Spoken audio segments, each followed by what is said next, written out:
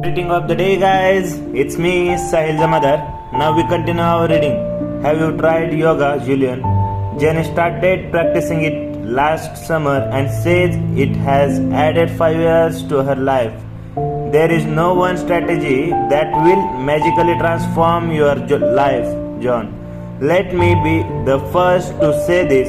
Lasting and profound change come through the continued application of a number of the methods I have shared with you. But yoga is an extremely effective way to unlock your reserve of vitality. I do my yoga every morning and it is one of the best things that I do for myself. It not only rejuvenates my body, it completely focuses my mind. It has even unblocked my creativity. It is a terrific discipline. Did the sages do anything else to care for their bodies? Yogi Raman and his brothers and sisters also believed that vigorous walking in natural surroundings, whether high on the mountain path or deep in the lush forest, worked wonders for relieving fatigue and restoring the body to its natural state of vibrancy. When the weather was too harsh to walk, they would exercise within the security of their huts. They might miss a meal, but they would never miss their daily round of exercise. What did they have in their huts?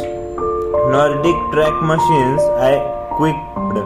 Not quite. Sometimes they would practice yoga postures, other times I would catch a glimpse of them doing a set or two of one-handed push-ups.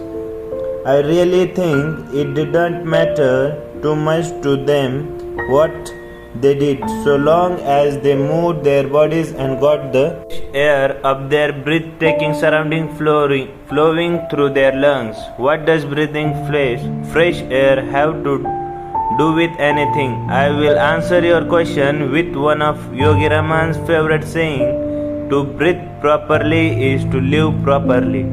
Breathing is that important? I asked in surprise.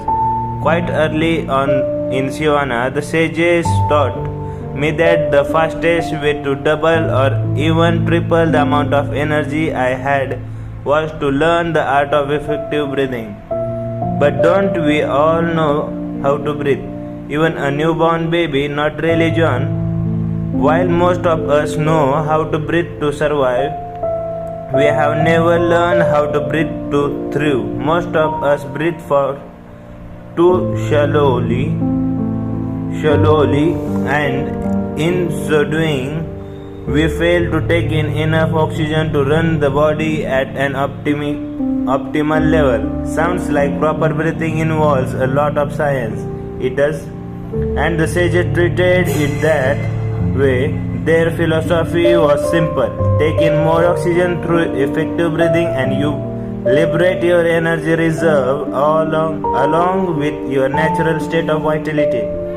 Okay, so where do I start? It's actually pretty easy.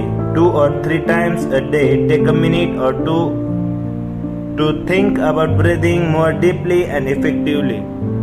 How do I know if I am breathing effectively? Well, your belly should move out slightly. This indicates that you are breathing from the abdomen, which is good. A trick that Yogi Raman taught me was to cup my hands over my stomach. If they moved out as I inhaled, my breathing technique was proper. Very interesting. If you like that, then you will love the third ritual of radiant living, said Julian, which is the ritual of live nourishment. In my days as a litigator, I lived off a steady diet of steaks, fries, and other types of junk food. Sure, I ate at the finest restaurants in the country, but I still filled my body with junk. I didn't know it at the time, but this was one of the main sources of my discontent. Really? Yes, a poor diet has a pronounced effect on your life. It drains your mental and physical energy. It affects your moods and it hampers the clarity of your mind. Yogi Raman put it this way: as you nourish your body, so you nourish your mind. I assume then that you changed your diet radically, and it made an amazing difference in the way I felt and looked.